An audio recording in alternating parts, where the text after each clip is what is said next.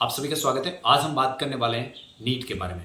NTA national testing agency द्वारा 2024 की NEET का एग्जाम करवाया गया और उसको पेपर को लेकर काफ़ी धांधली हुई और वो बहुत बड़ी कंट्रोवर्सी बन चुकी है और ये मामला अभी सुप्रीम कोर्ट में है।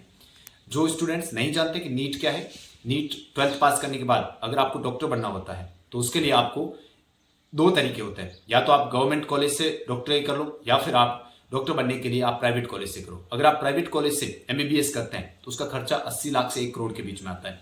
इसके लिए सरकार द्वारा लोगों को सिलेक्ट करने के लिए एक टेस्ट करवाया जाता है जिसको नीट कहते हैं और इसका आयोजन जो है वो एक नेशनल टेस्टिंग एजेंसी एनटीए करवाता है।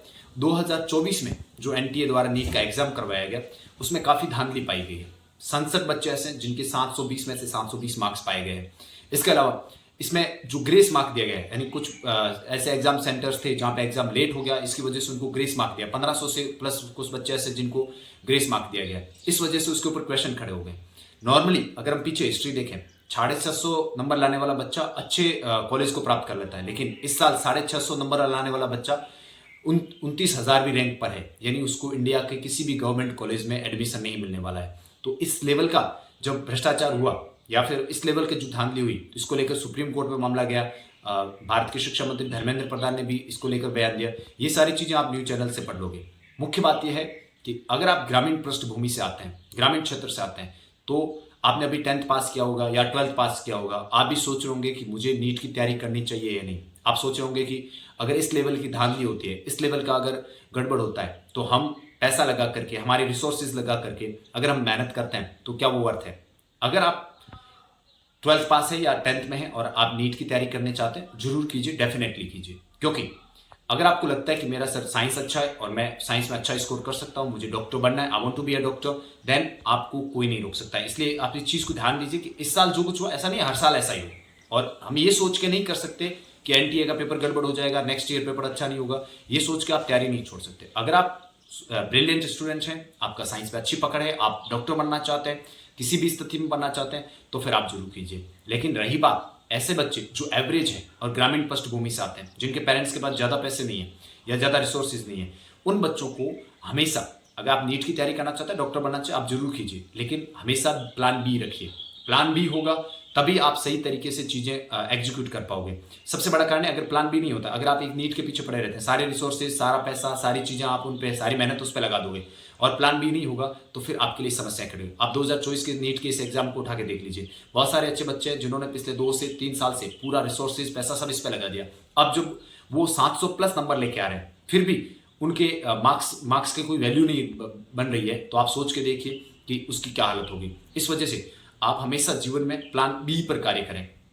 फॉर एग्जाम्पल अभी आप देख रहे होंगे सिस्टम से सब लड़ रहे हैं, कोचिंग वाले लड़ रहे हैं, गवर्नमेंट के लोग लड़ रहे हैं, विपक्ष वाले आपके पक्ष में आ रहे हैं, लेकिन ये बात ध्यान रखनी, सारे लोग आपके साथ नहीं खड़े रहेंगे। वो जो लास्ट में आप किसी पे भरोसा कर सकते हैं, वो आप खुद पे कर सकते हो। तो जब कभी भी आप अगला, अगर 10th पास हैं अभी आप और 12th के बाद अगर आप नीट की तैयारी करने का विचार कर रहे हैं, तो पहला विचार ये करना है कि मेरा पोटेंशियल क्या है। तो आप अपना पोटेंशियल देखिए। इसके अलावा आपकी पारिवारिक स्थिति सही नहीं है तो हमेशा प्लान बी के साथ चलिए। अगर प्लान बी होगा तो उसका फायदा ये कि अगर आप नीट देते हैं, अच्छे मार्क्स आते हैं, अच्छा अगर आपका एग्जाम गया, तो अगर उसके बाद अगर आपका नहीं हो पाता या किसी गड़बड़ी पाई जाती है, एग्जाम कैंसिल हो जाता है या री एग्जाम होता है, उस स्थिति में आपके पास एक गोल होगा, एक लक्ष्य होगा और आप उस पर चल पाएंगे।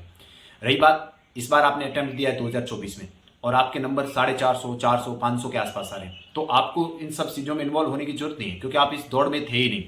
दौड़ में वो बच्चा था जिसके 700 प्लस थे या 650 प्लस थे, तो आप तो दौड़ से बाहर, वैसे ही बाहर थे।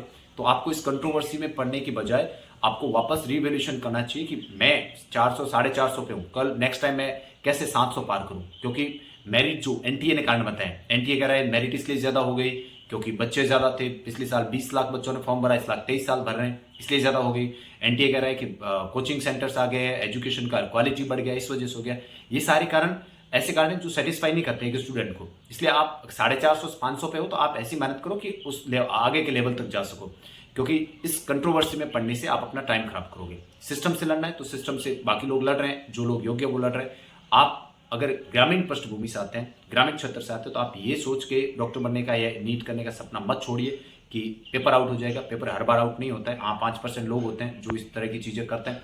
कंट्रोवर्सी पैदा होती है, पूरे देश में माहौल बनता है। इसलिए आपको ध्यान रखना, आपका जो फोकस है, अगर आप डॉक्टर बनना चाहते हो, नीट करना चाहते हो, जरूर कीजिए, लेकिन विद प्लान प्लान बी रखिए। वो टीचर बनने का हो सकता है, कुछ भी हो सकता है, उस पर काम करते रहिए और अच्छी पढ़ाई करते रहिए। अगर वीडियो पसंद आया तो लाइक कर दीजिए, शेयर और सब्सक्राइब जरूर कीजिए। Thank you very much.